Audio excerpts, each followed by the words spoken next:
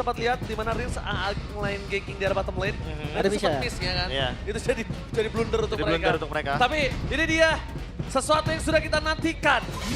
The respect band dari kedua belah tim. Oh, Grafting Face, no Bunny, no Harit, no Joy. All respect untuk kedua belah insinyur di dua belah tim. Oke, mungkin kalau misalkan ada lagi yang harus di-ban, kita masih jadi pertanyaan Chusin sih. Kalau memang mau ditutup silakan, tapi gue rasa itu jadi tugas dari Geek Fam. Wah, Chusin kayaknya ya bakal jadi option yang bagus banget untuk di-ban. Dari Geek Fam punya kesempatan itu. Untuk di-trade juga sebenarnya. Karena kemarin udah ada referensi juga, kayak first pick Kimi udah mulai populer banget dan ramai bahkan untuk diperbincangkan. Oke, Seberapa mahalnya Kimi, first pick ternyata jawabannya. gimana kalau misalkan memang Chusin di-ban, Kimi dilepas tapi ditukar dengan Kalea? Menurut gue jadi satu opsi yang bagus juga. Ah, Kimi-nya gak mau, ternyata. gak mau. Balik lagi respect. Mereka udah lihat kemarin Toy bebas banget, landingnya juga powerful banget. Even mau lawan siapapun. Enak. Mau lawan Moskov juga yang punya piercing power ke belakang tetap aja bakal kuatan Kimi sih. Gua lebih suka Ben Kimi dibanding Zuxin, makanya gua lebih suka nih Zuxin dilepas di sini karena kalau misalnya kita lihat Zuxin ini bisa juga jadi salah satu trapping draft juga, bro. Ya karena entah kenapa ya Kimi semenjak di revamp kemarin itu no. benar-benar jadi hero yang utility power gitu loh. Mereka Dia punya tahu- Starlium Beam, dia punya Traction Pulse, jadi ya Chusin juga di ban. Mereka- Hero utility pokoknya. Mereka tahu ini bahaya untuk Geek Farm. Jelas-jelas. Geek Farm akan ngelepas satu hero soalnya. Kalea? Dia akan ngadu. Loi sih, Loi gak? No Loi di match ini. No Loi, Gak ada, no gak ada. Chusin, iya Loi iya iya. sih. Loi, benar. Kalau memang mau ditukar lepas dua-duanya, Zuxin. kalau satu di ban, satu akan di ban juga. Kalau misalnya nggak ada Zuxin, pastikan nggak ada Loi di situ. Oke, tapi Chip menjadi first pick. Menarik Chip, nih. Mereka punya Kale ya, tapi kita lihat gameplay yang cukup mengerikan dengan Chip.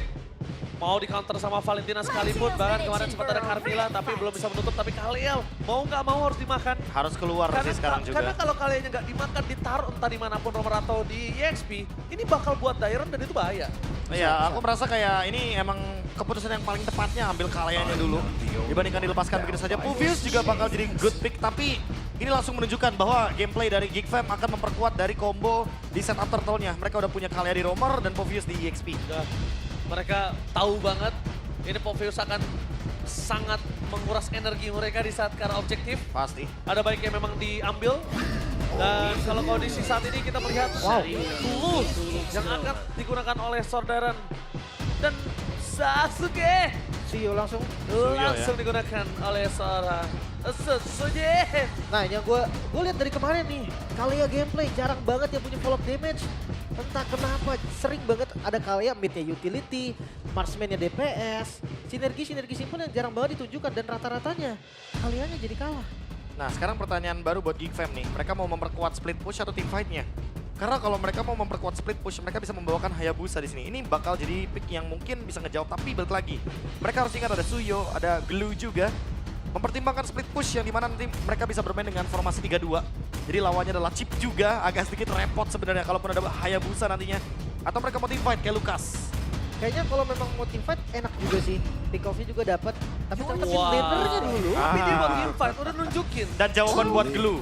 Jawaban buat Glue. Benar-benar Karena sekarang sebenarnya kita tahu, spread-spreadnya itu anak-anaknya ke depan. Yap. Iya. Dan kalau di depan Faramis disemprot pakai Ghost Bustler itu malah semakin jauh ke Glue utamanya, Benar. damage-nya semakin tinggi. Dan ditambah lagi itu sering. Sering. Quantity glue-nya berubah menjadi bulir-bulir jeruk terbaik itu sering. Gue tapi agak ragu sih kalau misalkan Dairon akan sering melakukan itu.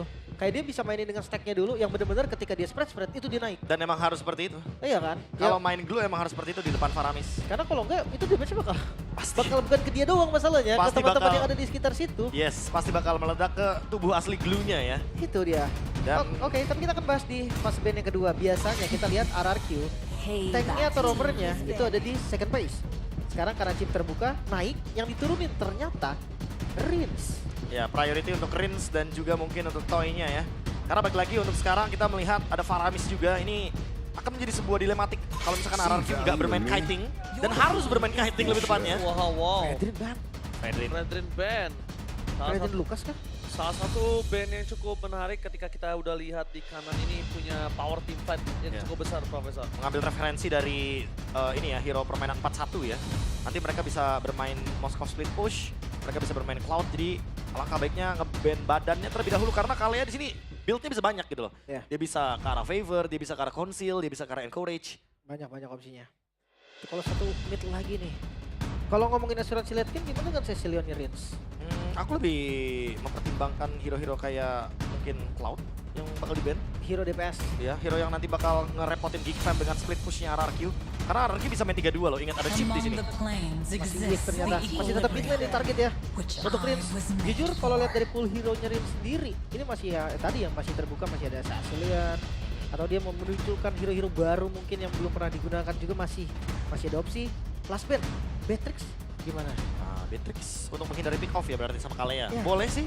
Karena instan kebetulan- banget loh. Ya itu instan banget dan kedua bareng sama Faramis tuh dia posisinya aman banget di belakang. Netherrealm bakal cover banget. Atau kita putar ke 1-1? Kayaknya Warner kalau bisa- One malah ke RRQ nggak sih? Iya, Warner malah bisa ke Toy kalau bisa aku lihat. Gue takutnya kalau misalkan ke Toy, itu Netherrealm ganggu pak. Ya, Ganggu cross ball tank. Nah tapi balik lagi main kiting kan. Yang dicari RRQ kan main kiting. sama mungkin itu sudah diprediksi oleh para pasukan dari tim Geek Farm ketika mereka lihat udah ada Kalea di awal.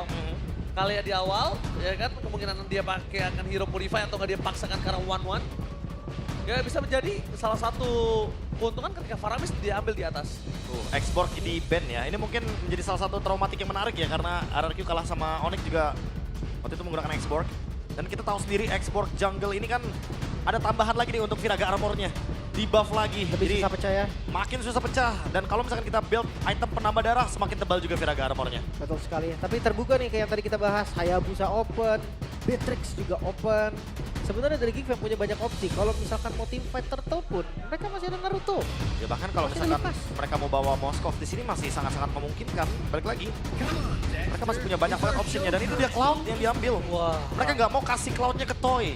Bahaya, Blazing Duet bisa menghancurkan Netherrealm. Ditambah lagi dengan Purify, itu mengamankan dirinya dari Kalea. Iya. Jadi udah satu paket. Oke, opsi bagusnya sebenarnya masih di Bruno berarti ya. Di Bruno tapi Granger ternyata. Oh, ini lebih bermain dengan jarak ya berarti ya. Oke. Granger lumayan sih memang. Gen Sonatanya lumayan jauh tapi Rins. Akan ke arah mana nih? High ground defense kan? Novaria? Novaria Granger. Enggak, Valen. Mau diadu ya. Netherrealm versus Netherrealm. Adil juga berarti dari Geek Fam karena mereka hanya menghindari hero-hero yang memiliki area of evac. Iya. Tapi ingat, selain ada Netherrealm, kondisi dari Geek Farm nggak bisa nge-keep up atau catch up terhadap permainan dari sosok Chip. Split push power akan sangat rendah kali ini. Dan ketika dia bawa 2 split pusher, ini akan menjadi sebuah masalah, Profesor. Wah, tapi scaling banget ya Link Cloud. Wow. Ini Ini dekat sih. tinggal dibaloinya. Gimana cara dia ngebawa ritme tempo ini? Dia berhasil nge-stretch game ini karena minta atau enggak? Ya, buka ruang ya. Ya kalau dia nggak bisa nge-stretch game ini, dia udah dilipet RRQ sama RRQ Tapi gue dengan rasa cepat. agak tetap susah sih ngelihat match up-nya Chip dan juga Valen gitu kan. Kalau misalkan Nova tadi mungkin ya gue bisa percaya dengan itu. Tapi ketika ada Valen, ini kayaknya temponya harusnya akan terus naik dari RRQ. Udah pasti, early engage, apalagi duo mid-nya kuat banget. Kita tahu sendiri, Valentina dia bisa melakukan zone out terutama terhadap Faramis. Even lawan match-up-nya kali ini menggunakan flicker dari Aboy. Harus lebih berhati-hati karena nantinya di level yang keempat tentu team fight akan semakin lebih menarik di area turtle dengan 2 Netherrealm. Mari kita saksikan The King Slayer versus King of Kings dan Apple Arena. Mana tepuk tangannya? Let's go to the land of town. Match pembuka di game yang pertama. Akankah Geek Fam kembali mendapatkan title mereka? King Slayer Yes. atau malah tiket playoff pertama yang sold out untuk RRQ? Yes, tentunya tiket pertama akan sangat cukup mahal, tapi dibalik ini semua kondisi dengan adanya flicker di tangan Toy menjadi sebuah informasi yang mungkin bisa membuat Baloyski akan lebih melakukan aksi tambahan. Dan kita tahu Baloyski salah satu player yang sangat berani Lim. Ya, tapi kalau kelihatan dari jalannya sih, dia akan coba untuk ngebantu dulu. Karena kita tahu Link ketika pattern pertamanya diganggu, itu udah susah makan takut. Dan bukan hanya pattern pertama, itu bisa jadi di pattern tengah loh. Pattern tengah dia udah mulai kena sedikit slowdown dari junglingnya dan juga seluruh pump buff-nya. Itu berat banget. Dan bahkan Jok di depan sana mencoba untuk membuat seorang Baloyski sedikit terpressure. Informasi yang cukup mahal tadi ketika ada sosok seorang Sujin sudah dapetin Little Wonder, membuat Baloyski oke, relax, tenang. Karena Aboy udah kehilangan flickernya. Ini nggak baik banget untuk mereka untuk memaksakan keadaan. Aboy kekurangan stakingnya ini juga berbahaya. Ya harus, ya secara nggak langsung harus galak ya untuk mid lane-nya.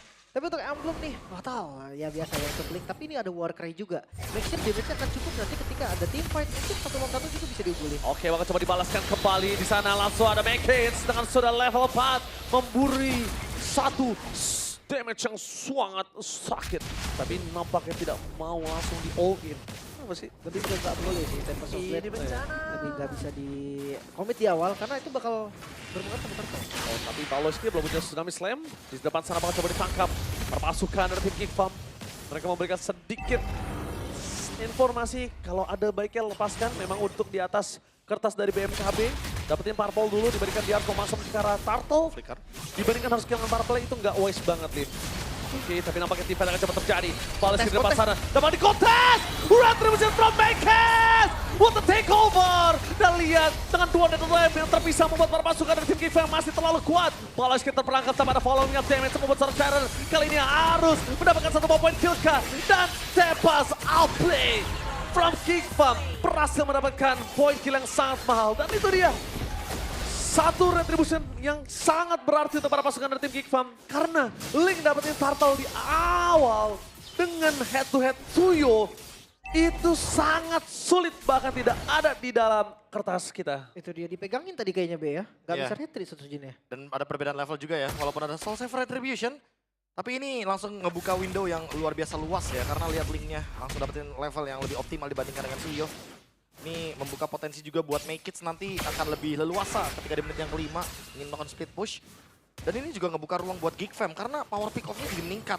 Mereka punya damage, mereka punya Baleski juga dengan Tsunami Slam. Tinggal cari target aja sekarang. Oke, mereka mencarikan target ya. Tapi kalau prediction kali, oh my god! Oh, Caster RRQ, English Caster, what happened Mirko?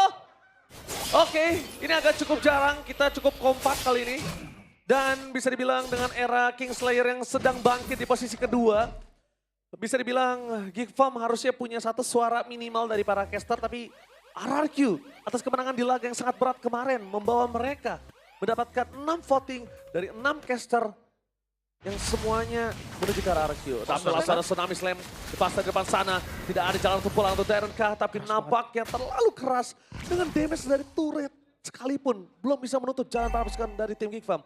Tapi yang cukup berbahaya kali ini dengan adanya Turtle di arah top lane.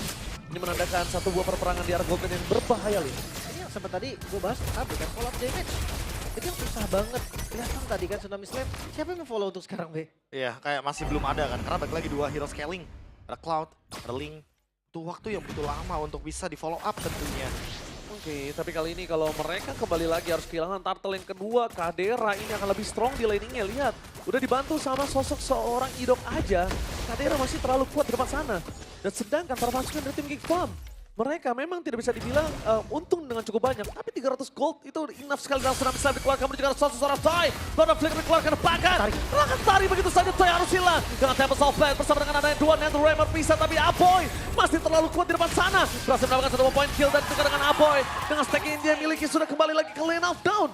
Ini menjadi sebuah keuntungan. Tapi satu hal yang kita bisa lihat, Toy-nya tumbang dengan Flicker ini berbahaya. Ya, dan nggak ada Tempest of Blade sekarang. Turtle kembali di setup. Lihat dari Sujin harusnya dia bisa kontes karena Harus. Mission udah dibuka. Harusnya. Ya, nggak boleh dilepas sih lebih tepatnya. Karena kalau dilepas, Geek Fam akan langsung snowball lebih jauh lagi. Dan ini akan ngebuka ruang teamfight yang lebih bebas lagi buat Cadera. Lihat dari tadi dia nggak stop untuk farming. Ini yang gue bilang dengan ada Turtle bro. Kaderanya udah di ganking aja, dia masih damai. Dan ada Wah, ini dia. Lihat, meledak. Dan Sosojin langsung mengamankan satu buah retribution. Setidaknya satu korban jiwa, tidak terlalu merugi. Membuat perpasukan dari tim Geek Farm kali ini bertukar dengan Turtle. Dairon kematiannya tidak sia-sia. Tapi tadi ngelihat pattern dari Link juga ketika Turtle-nya lagi di setup, Purple-nya spawn. Makanya bukan pilihan yang mudah kan, dia pilih kemana. Menuju ke konsol gaming. Tapi ternyata setup yang dilakukan oleh tim Geek Farm udah terlalu kuat dengan 4 orang di arah top lane. Goldnya masih di gig sih ini, Be. Ya udah pasti sih. Make It juga bisa bermain dengan split push. Dan akan lebih berhati-hati karena 1v1-nya lawan Suyo. Dia masih punya Tempest of Blade untuk mundur. Sementara kalau kita lihat dari bagian chipnya nih, ini yang paling penting karena hati-hati bakal ada yang namanya Y-Walk juga. Bisa jadi nanti gankingnya dari bawah. Oh, surprise dari Idol di arah top lane. Tidak mau terlalu terburu-buru, ada informasi yang mungkin cukup mahal nampaknya membuat mereka karena tidak ada 2 orang yang dimiliki visionnya oleh RQ. Takutnya nanti tiba-tiba portalnya dihancurkan. Ya, ya. 4-1 emang bahaya banget sih ngelihat dari Link yang punya power lebih kan untuk split push. Sekarang dia nggak perlu capek-capek pakai fin push. Dia bisa langsung Idol bakal coba dimakan Capsule ke 4 defensif dan langsung ada Tsunami Slam. Mencoba volume up damage dari depan sana para pasukan dari tim King Farm. Mereka mencoba mendapatkan satu momen ke atas Toy dan ternyata hilang. 1 point kill atas Make menyalakan Sky Beaster yang dimiliki dari Toy. Pertukarannya tidak cukup adil ke Meanwhile dari bottom lane dengan cutting minion yang dimiliki dari sosok seorang Sojin. Itu udah cukup mahal, memberikan ruang dan waktu untuk berpasukan dari tim RRQ King Farm. Mereka boleh memaksa tim fight, tapi lihat dari top lane, Kadera gak ada jalan untuk revive dan flicker yang dimiliki, dibalaskan ada Aboy. Aboy gak boleh dipaksakan, gak ada Netherlands, tapi Sojin masih berhasil didapatkan oleh seorang Cobb. Pertukaran yang cukup mahal, tiba-tiba di arah top lane sana Kadera berhasil dimakan, tapi 1 point kill atas Sojin merubah skalanya ketika objektif muncul. Wah, berarti tadi ada yang di bagian mid lane bener-bener terekspos ya posisinya. Karena tiba-tiba Aboy masuk dalam portal loh. Iya, shortcutnya deket ya. Deket banget. Ada yang tengah juga dan ini dampaknya sampai ke turtle loh. Mungkin akan dilepas karena ini belum Udah pasti ini turtle-nya bakal langsung di-secure sama Geek Fam. Gold lead akan swing ke red side. Geek Fam akan semakin lebih mudah untuk mendapatkan power spike mereka. Karena ingat, Link, Cloud, dua-duanya scaling. Sementara ini early-nya baik-baik aja. Wah, ini late game-nya akan semakin mudah untuk dijangkau. Berarti ini yang kita sempat bicarakan gimana caranya Baloy melakukan scratch. Gimana Baloy nge-delay, nge-relay seluruh waktu untuk bisa main di mid game. Dan berhasil. Walaupun tanpa point kill dari Baloy dengan instan, tapi mereka berhasil dengan team fight, Lim. Ya kalau misalkan late game sih, pola-nya apa? Ada damage pasti. Ada. Karena kalau udah late game, Trinity dari Cloud aja itu udah kayak burst damage kan. Udah. Pas basic attack-nya kan. Iya. Makanya lihat Blade Armor loh, first item dari Dairon. Kayak nggak kaget kalau misalkan tiba-tiba nanti dia spread terus meledak gitu kan. Karena dia baru punya Silencer, masih belum cukup untuk menahan semua dealing magic damage dari Aboy. Even ketahan tetap sakit. Ya Aboynya udah punya Lightning Truncheon. Ingat spread banyak banget jumlahnya dan sekarang Lightning Truncheon itu unlimited targetnya. Oh iya, bisa kena semua dan hati-hati teman-teman di sekitarnya ya. Iya, jangan Karena itu deket-deket. bisa kena juga loh. Jangan deket-deket Pirain, nanti bakal meledak. Ya, meledak.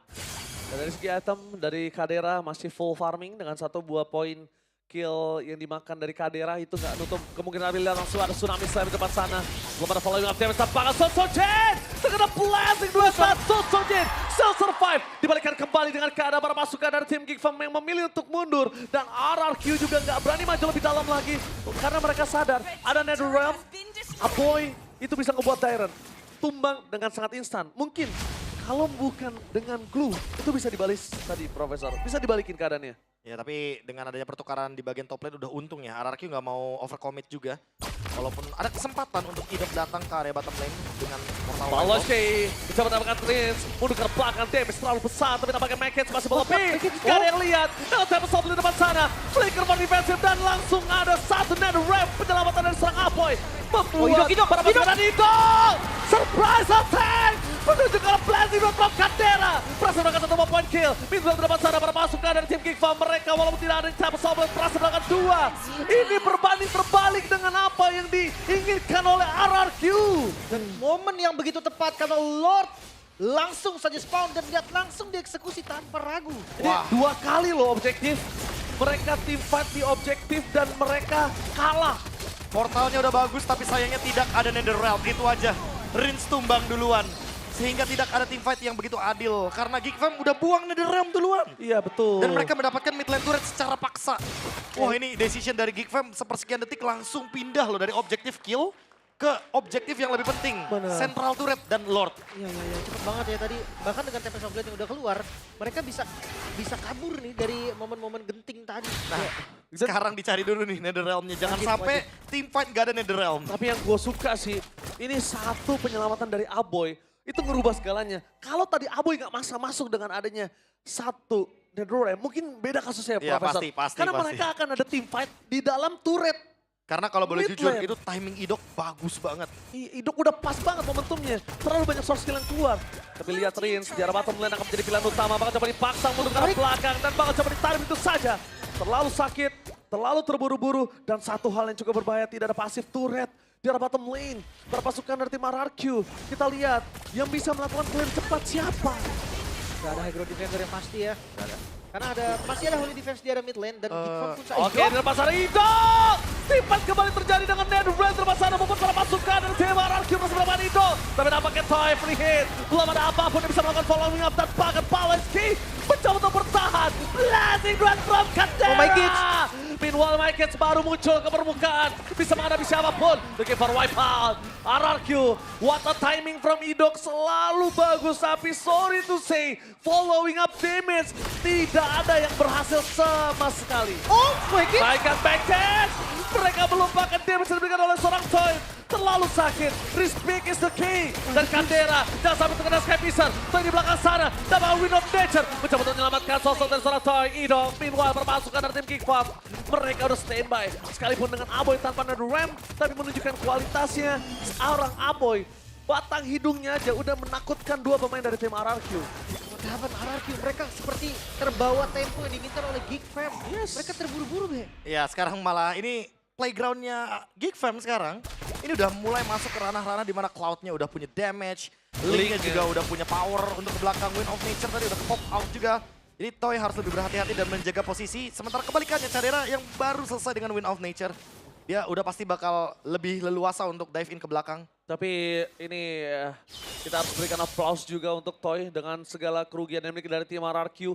Dia masih punya farming gold yang sangat baik, Profesor. Masih punya surplus dari gold yang dia miliki, Lim. Karena Cloud-nya nggak pegang laning jauh sih. Mungkin itu jawabannya ya. Iya, iya. Kalau Cloud-nya tadi pegang laning jauh, ya linknya nggak akan sekat sekarang. Dan gold dari Cadera juga akan lebih tinggi. Tapi yang gue pertanyakan ya, apa nggak selalu terlalu cepat sih dari shortcut-nya Idok? Mereka selalu kayak Idok datang shortcut langsung timbang. Netherrealm-nya pun nggak bisa selamatin. Iya. Itu yang mungkin bisa kita lihat dari first damage yang diberikan oleh seorang Aboy juga menjadi sebuah problem untuk Dairen. Yang bisa dibilang Dairen ditekuk abis untuk game kali ini, Lim. Lebih kebalik lagi sih, Aboynya mau ngasih nggak di Netherrealm-nya. Karena dari tadi Rins masih kerepotan dan itu dia Netherrealm yang dibutuhkan. Sehingga kita tinggal menunggu timing portal dari Idok. Oke, apakah langsung ada di belakang sana? Langsung ada Link, tapi di belakang sana Idok! Berhasil membuka portal tapi tidak bisa diselamatkan oleh Rin. Meanwhile make it one by one situation dengan sosok seorang Toy. Divide terjadi, berhasil mendapatkan serangan blessing to it. Dan lihat, looking for wipeout. Ini bencana! Rex Dragon count. Di game pertama benar-benar diluluh tangan dan wipeout. The King Slayer berhasil mendapatkan game pertama. Crimson and RRQ kembali lagi ke Land of Dawn di season yang ke-15. Yap, game pertama untuk Geek Fam. Apakah identitas dari Geek Fam mulai kembali? Apakah era dari pilar baru RRQ bisa dihentikan dan membalikan title King Slayer? Bisa dibuktikan lagi di game selanjutnya. Tapi di game pertama clean. Perfect game untuk Geek Fam. Siapapun yang nge-call untuk teamfight, siapapun yang nge-call dalam sepersekian detik untuk mengganti target. Dan aku yakin itu antara di duo mid-nya Baloy atau Aboy. Keduanya tepat sekali untuk membuat decision. Ketika teamfight di area mid lane, ketika teamfight di area Lord, dan bahkan nge-deny Idok untuk ngebuka portal. Oke. Di timing yang sepersekian detik, padahal kita udah bisa melihat bahwa Idok datang dari belakang, tapi ternyata Netherrealm-nya Rins gak sampai ke belakang. Balik lagi, dia tidak membawakan Flicker, dia membawakan Purify, menghindari Tsunami Slam. Ya, ini pertanyaan adalah satu, Be. Memang dari timing Geek yang bagus atau timing RRQ yang terbilang lumayan kacau? Kalau ngomongin soal teamfight terakhir mungkin RRQ yang kacau, tapi kalau misalkan sebelum-sebelumnya, Geekfam yang dapetin anginnya. Iya. Dan dia tiba-tiba ganti objektif dari kill menjadi turret.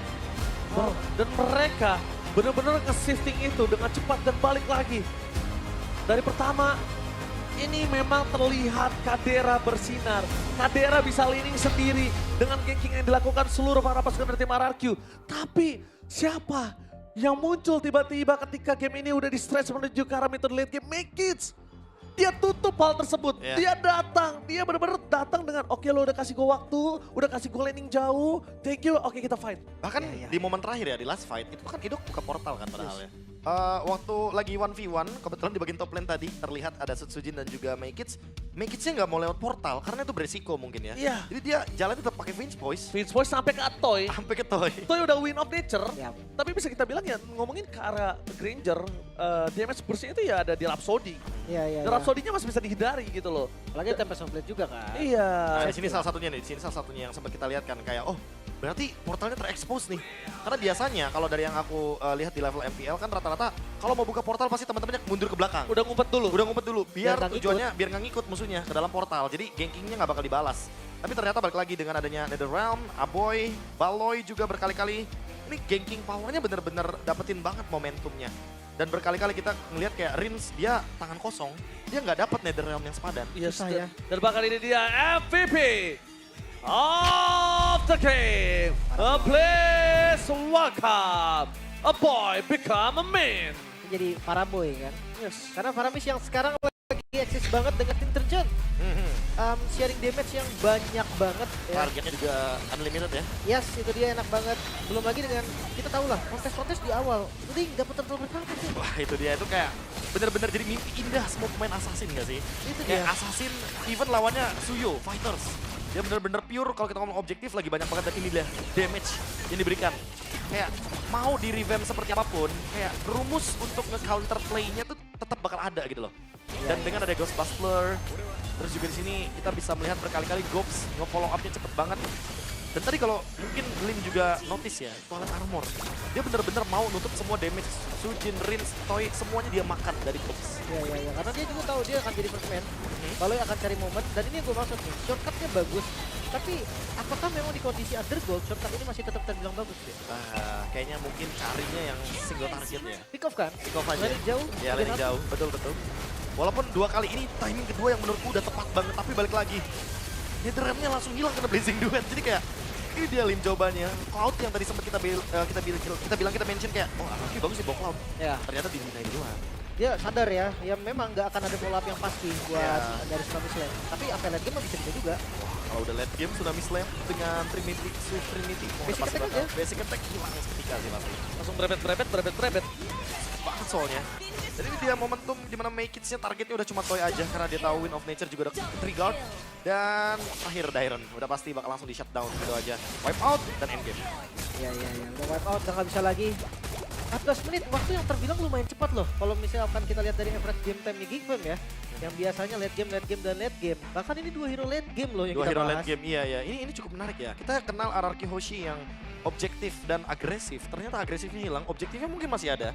Tapi ya melawan 2 hero scaling, ternyata mereka lumayan kerepotan. Bahkan Makids, balik lagi sih, ini satu sosok yang mendapatkan retry pertama tadi, turtle pertama. Tapi Pas langsung nggak bisa bikin dipungkiri. goldnya swing banget. Mastermind dari Baloy ini yang bikin ini game bisa masuk ke dalam mid to the late game 1. Kedua nggak nyampe late game banget, scalingnya power. Ya makanya kan buka window-nya pinter ya. Buka window-nya pinter banget. Yang Kayak- bisa dibilang team fight yang terjadi seperti kata Profesor. Kadang nggak ada dealer damage dari RRQ, kadang nggak ada Netherrealm-nya. Ya mungkin selesai team fight di sebelumnya, Rins belum siap. Iya, Tapi iya. walaupun mau dipotong lewat belakang, oh ternyata nggak ada aboynya, nggak kelihatan. Kayak tadi pas pertama kan, Tidal Strike kan biasanya lewat tembok, knock up. Tapi pas kita lihat Baloy di awal-awal dia masih mau target orang aja. Iya, Dia kayak lore accurate loh, Sakura Sasuke. Bener juga. Bener, Harusnya bisa nge-lock ke Sasuke ya. bener. Karena apalagi ngelihat dari escape-nya juga kan ketika udah blade shot selesai. Udah selesai. Cuman entah kenapa sih gue ngerasa pick ketiga Faramis ini loh yang menjadi alasan dari kekalahan RRQ di game pertama. Ya balik lagi karena udah sempat muncul glue-nya juga kan. Itu Dia dia. langsung dijawab juga. Karena buat teman-teman mungkin yang masih ingat sebelum glue di revamp juga ya Faramis dan Vexana ini menjadi masalah Benar. untuk glue gitu loh. Mau bagaimanapun pasti bakal tetap memberikan dealing damage terutama untuk yang the nearest atau yang terdekat Iya, dari unit tersebut. Apalagi Faramis juga spreadnya jauh ya. Itu dari Oh, jauh banget. skillnya. Belum Lightning Transcend juga.